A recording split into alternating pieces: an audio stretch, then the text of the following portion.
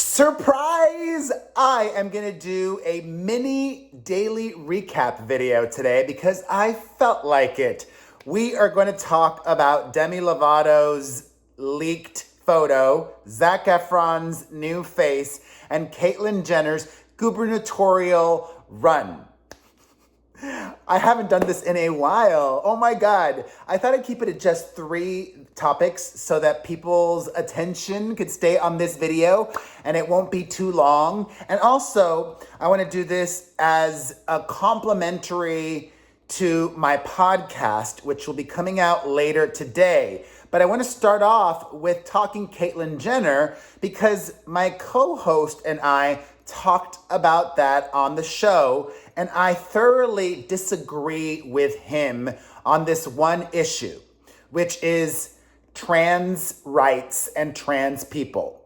When talking about Caitlyn Jenner wanting to be governor of California and her running as a Republican, I said that most Republicans are against trans rights.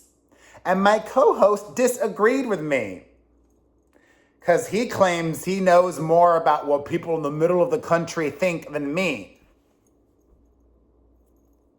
So I ask you, watching this right now, I mean, if you're a Republican who's against trans rights, you're probably not going to say that because you don't want people picking on you for being transphobic. But I thoroughly believe, and I'm not trolling, I stand behind this and I'm not sorry when I say I think most Republicans are against trans rights. They don't believe that they should be in the bathroom for the gender that they are. They don't view them as how they view themselves.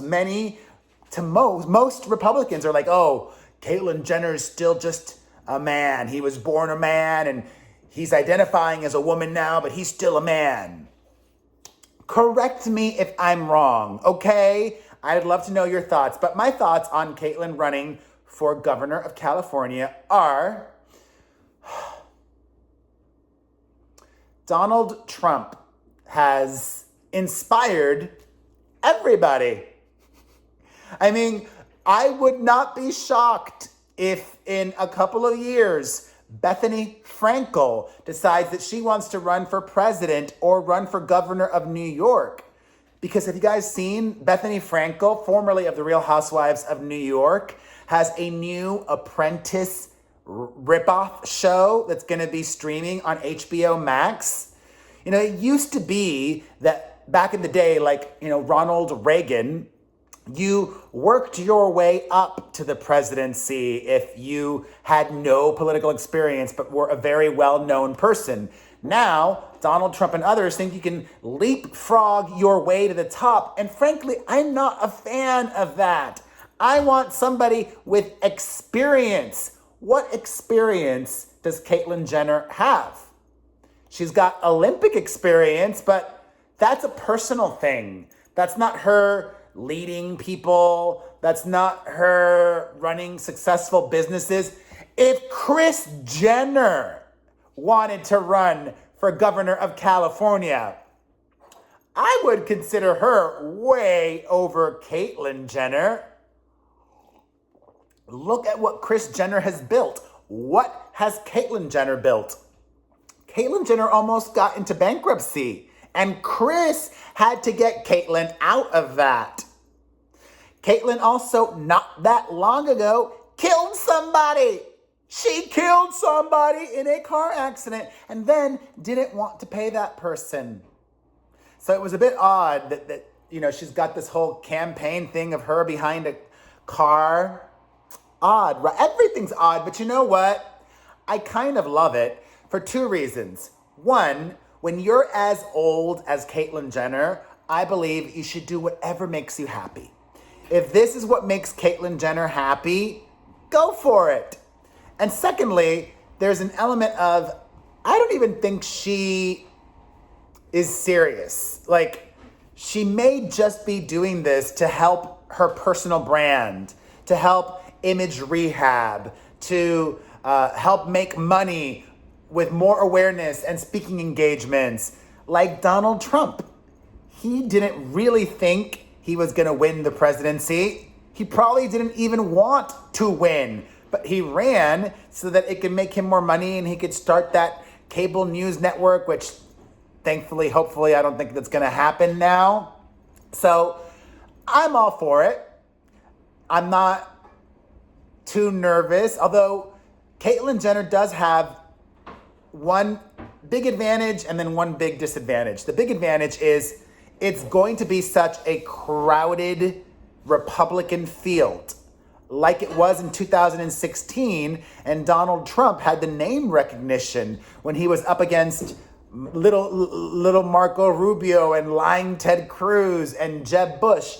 I still wonder, I don't know, why did it not happen for Jeb Bush in 2016? I could have gotten behind Jeb Bush, maybe, or John Kasich. There were so many better, more qualified, less horrendous people then, and Donald Trump got the nomination because he knew how to work the media. Caitlyn Jenner knows how to work the media as well. I will give her that. But she's a trans woman, and the Republican Party and most I would say most Republicans, maybe California Republicans are different than most Republicans. I think California Republicans probably deserve their own label. There's most Republicans and then California Republicans. We'll see what happens. Anything is possible, right? All right. I'm going to get to Demi Lovato, saving that for the last topic, but let's get into Zac Efron because everybody has been talking about his face lately. And it's an awkward and uncomfortable conversation to have because you have the philosophical question of, should we talk about it? Should we not talk about it? When somebody's face is clearly different, it's like an elephant in the room, right? You can't ignore it. You can't pretend it's the same. But I will say that he still looks great, okay? And for those of you who by any chance have not seen what Zac looks like now, that has gotten everybody talking and him trending, let me show you the photo. Some people say that he looks like Squidward from SpongeBob SquarePants. I say, how rude. All right, that's the photo. That's Zac now in 2021. Take a good look. Maybe we don't know everything going on. I mean, some people are claiming, fillers, but what if that's a result of that accident that he was involved in last year, or medication, or on the podcast, Booker suggested that it might be a result of juicing at the gym. You know what I mean? I don't even like saying the STER word because, don't want this anymore, Anyways, I think he looks handsome. He looks different. It could just also be aging. But at the end of the day, who cares? He still looks fine. He's Zac Efron. And finally, let's get into Demi Lovato.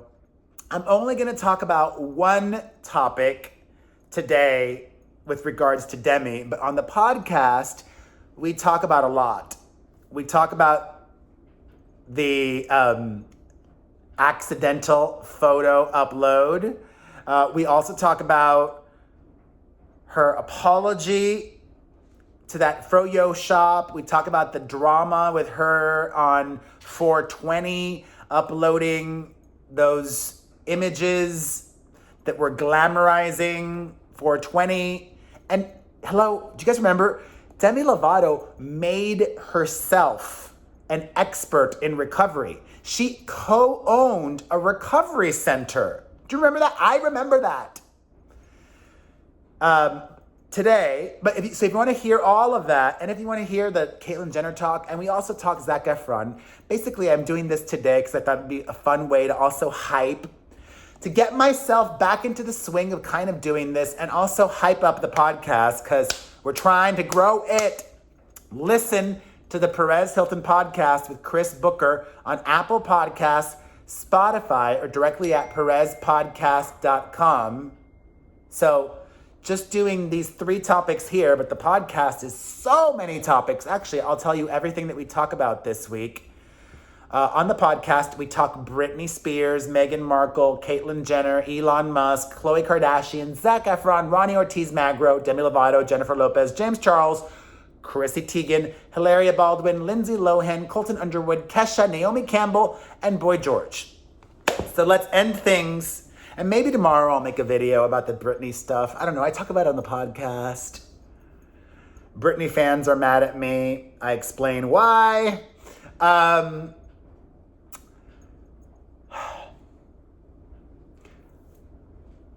My heart goes out to Demi Lovato. Or should it? Booker claims that she's got brain damage. Is that a bad thing to say, that she's got brain damage from her, the thing that happened to her where she nearly died? She claimed that she had that, but specifically only in relation to her vision and how that impacts her vision now. On Sunday, at one point, a photo of Demi without anything on was uploaded to her Instagram story. Allegedly by accident, mistakenly. Within minutes, it was deleted. Unless you're 80-something and have no idea how Instagram works, to upload something on story is a 3-step process or 4-step process. You need to go to Instagram's 5-step process. You need to open your Instagram. You need to go to Instagram story. You need to swipe, a 4-step process. You need to swipe up, 5-step process. You need to go to Instagram story. You need to swipe up and select the photo or video. And then you need to publish it, whatever. It's a multi-part process. So it didn't just happen by accident. Demi either did it herself or somebody did that for her for attention. I think she did it. Or she might have been California sober, which she's been glamorizing and talking about, and thought it would be funny or get people talking or whatever. And you know what? There's nothing wrong with showing yourself off. But the way she went about it, I'd almost have more respect for it if it was just an Instagram feed post like Lizzo does. Like Lizzo's like, this is me. This is all of me. Look at me. I love all of this.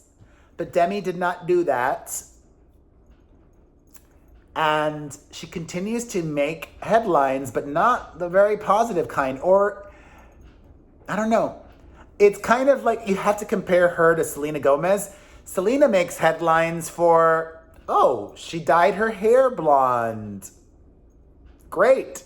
That's not bad. Better to get those kinds of headlines, I say, right?